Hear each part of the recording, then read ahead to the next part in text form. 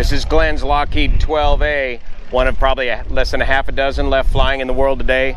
Amelia Earhart, of course, was lost in a Lockheed 10, a slightly larger model than this Lockheed here. I do not believe there are any Lockheed Model 10s left flying in the world. Just a handful of these Lockheed 12s. 985 Pratt & Whitney power. We'll get the specs from Glenn on this. Let's go for a ride.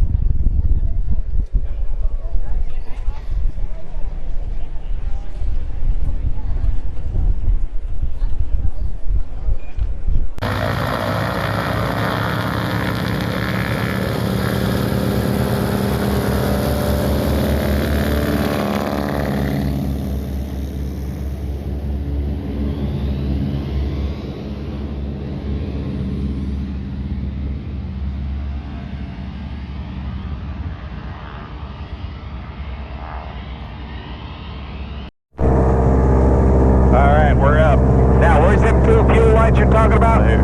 Right there. Okay, where's our fuel situation at present? Okay, and where's the gauges for those tanks? They're right here. So that's the back tank. That's the ones that are reading empty? Yeah. Okay, great. Alright, we're at, where's altimeter 2.5? We're looking good there.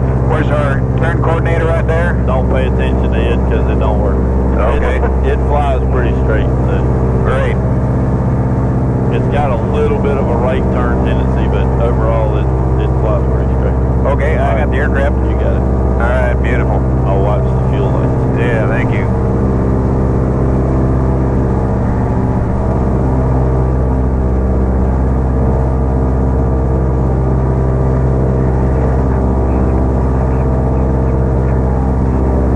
Ain't no airspace out here we got to worry about, is there? No.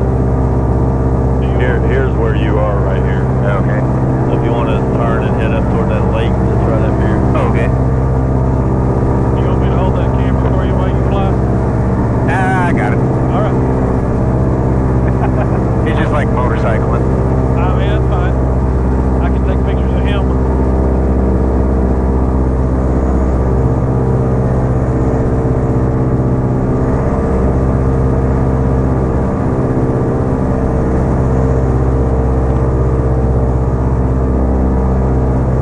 That lake. Am I looking at it? Yeah, it's just north of that refinery right there. Okay, we're looking at that.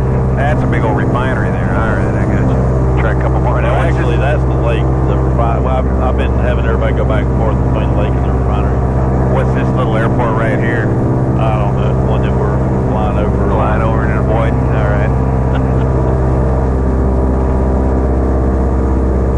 Yeah, sweet flying plane. Alright, I'm gonna go ahead. Yeah, switch them tanks, man. We don't need to practice our engine out procedures just yet, even though I'm lined up on this. We've got an airport and we got a highway right here. And that's when you want to switch tanks? Yep. Nice. 100 feet high, correct. Well, that's when it don't matter. Exactly. Yeah. So for cruise on this, we're running, looks like 26 inches of manifold pressure, 1900 RPM. Did the oil temperatures and everything work out all right for you on the ground there? Yeah, they get a little hot. That's what if you notice, we're at the top of the yellow arc on the pressures. So when we land, it'll be down to... On the pressures or the temperatures? These are the pressures. Okay. Those are the temps. We're high on the temps and low on the pressure. Low on the pressure, yeah. It's fun. Yeah. Beautiful. And we're indicating, what do we got on the indicator? About 160 miles. I see it over here, 160. Yeah. All right. Beautiful. And normally cross country and something like this, you'd take it right up to what, 12, 13, 14,000 feet? I usually stay between 8 and 10. 8 and 10. Yeah. And you're burning. What do you got? 2,985. So well, I've run lean and peak, so I usually burn about 36, 38 gallons an hour total. Total. All right, good. And so that gives you about hours range. Yeah, I don't go over 4 hours. Yeah, 3.5. I'm usually, and that's usually about as long as you want to sit here anyway. Yeah, but it's a smooth ride. It's handling the turbulence real gracefully. Got a good wing loading. And the year on this one again? 1936. 1936. Wow.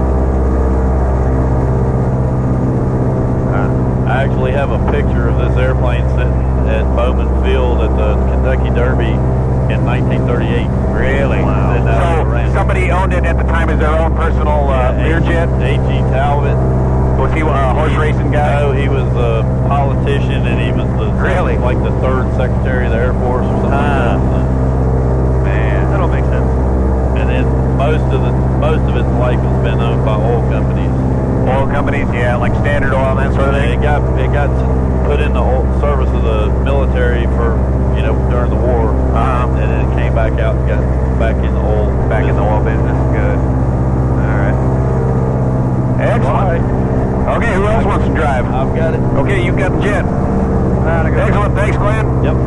Now watch your feet as you get out of here, Brownie. You got a lot of switches. This is the main thing. So what do we got there? It's just the air vent, but it's okay. Yeah, you want to bend it. It likes to grab your shoelaces. Okay, good. Get this up there.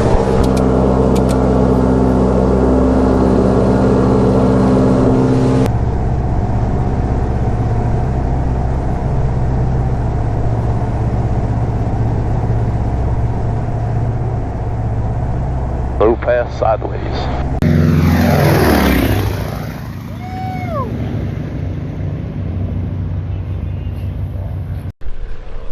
What do you think, man? Oh my God, that just happened. Look, this is how you know it's a Lockheed 12. Because it says it on Yeah. That's how come we sound so smart. I don't ever get to do it. Yeah. You've never been in a small plane like that? I mean, a large. Yeah, I've never been. It's a large. No, this is a small plane. Yeah, I've never been in a large, small plane like this before. That was awesome. Little different side picture looking out the front of that thing. Huh? It really is, yeah. The nose? Yeah, because the nose just drops off, and so it's like the tendency is to pull up, and so I just looked and I was calm. I'm not a good pilot anyway. But on top of that. Service pilot, man. What do you expect? That's right. So, yeah, that was awesome, dude. That was really, really exciting. Excellent. Smooth, huh? Yeah. Smooth into turbulence. Yeah, it wasn't. I think it's because it's so heavy, it just handles it really well. Yeah. Good wing loading. This redneck pilot, what do you think, man? It would have been better if he could cut up have. the upholstery with that damn knife of yours. No, did you? but they made me take it off. Yeah, They don't say, man. They don't appreciate the wolf knife. Yeah, if Brian could have quit climbing every 2 seconds, it might have been better. You know what? There's nothing I can say that's appropriate for his channel. You flew quite well, though. Good job. He's a real pilot. You acted like you knew what you were doing, too. Well, it's the acting part that I got practice at. That was cool. That was really cool.